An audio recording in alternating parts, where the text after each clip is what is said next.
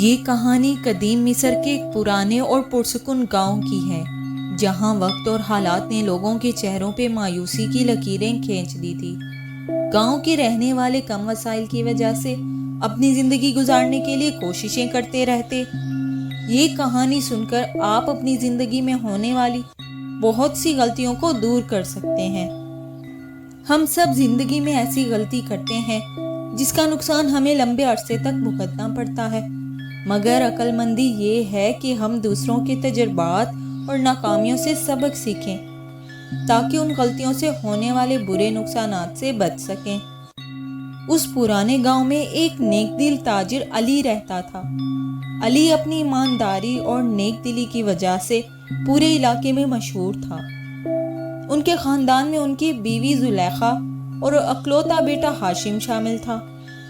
زلیخا بھی ایک صابر اور محنت کش خاتون تھی۔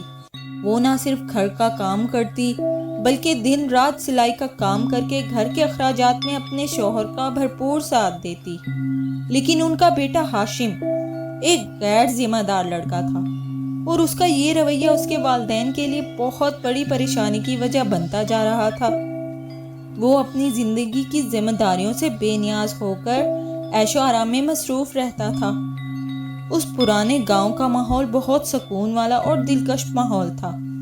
وہاں کے لوگ بہت غریب تھے، مگر ان کے دل سچائی اور ایمانداری کے چراغوں سے روشن تھے، اور یہی بات اس گاؤں کی پہچان تھی۔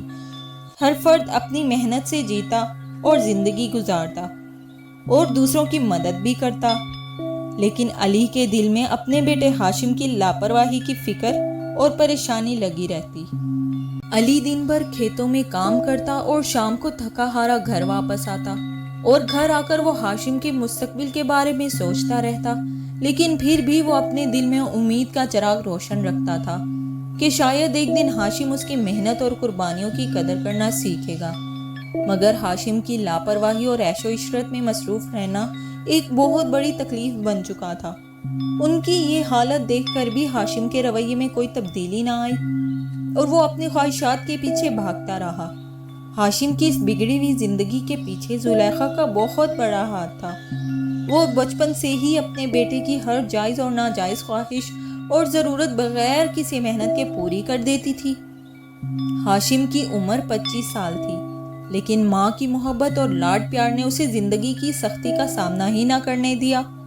وقت گزرتا رہا اور ایک دن ہاشم نے وہی کیا جس کا ڈر تھا۔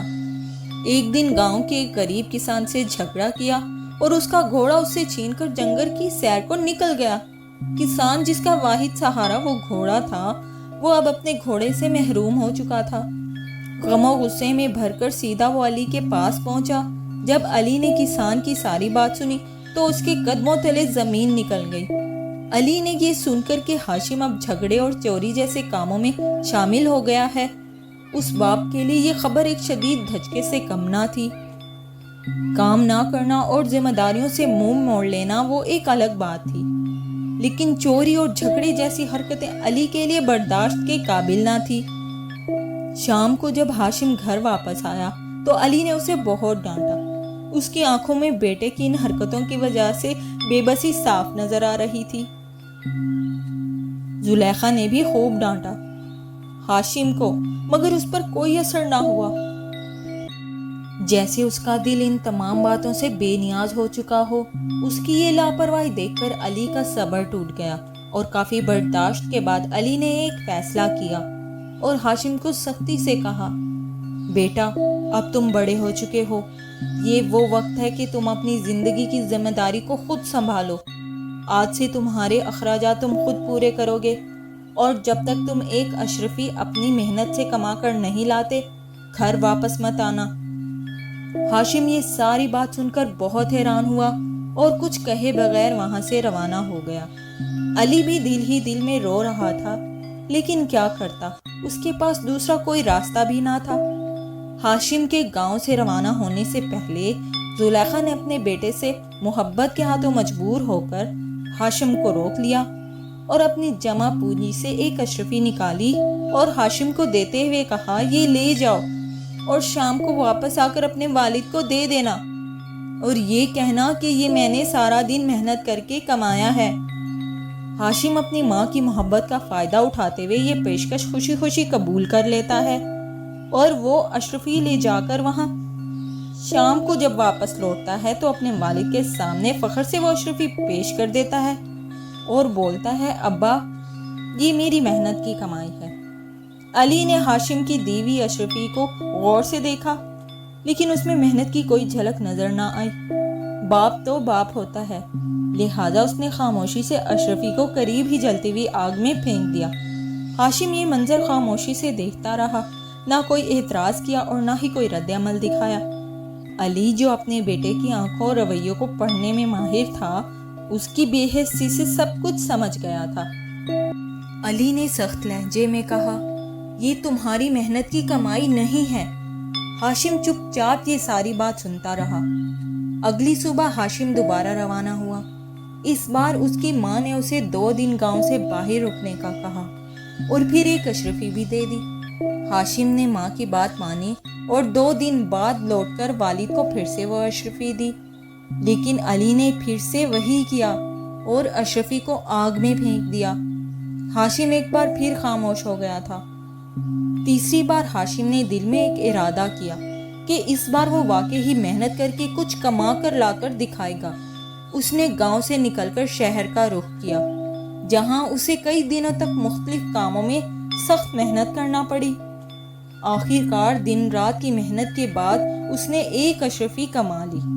جب وہ گاؤں واپس آیا تو اس کے چہرے پر خوشی اور اطمینان تھا۔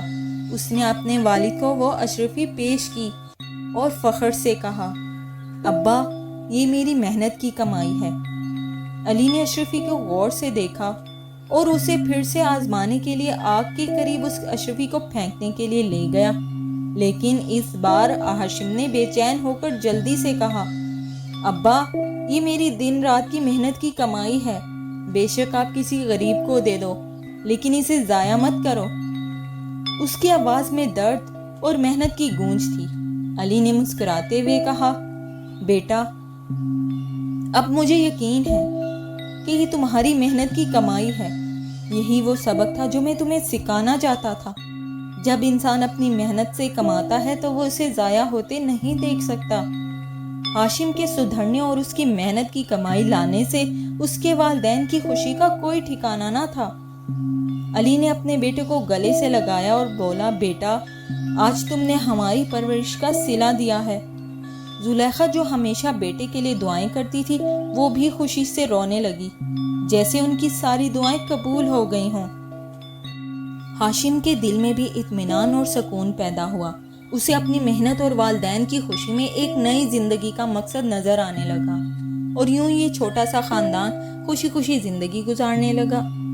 یہ کہانی ہمیں زندگی کے کئی اہم سبق سکھاتی ہے، جو کہ ماں باپ کے لیے بیٹے کی زندگی سدھارنے کے لیے نہایت ہی اہم ہے۔ یہ حقیقت ہے کہ ماں باپ کی محبت کا کوئی نعم البدل نہیں ہے، لیکن وقت اور حالات کے ساتھ اس محبت کو سمجھداری کے ساتھ بدلنا ایک اہم حصہ ہے، جو کہ ہر والدین کو سیکھنا چاہیے۔ اور بیٹے کے لیے اس کہانی میں یہ سبق ہے کہ ماں باپ کی سختی ان کی محنت اور محبت کا ہی ایک روپ ہوتی ہے۔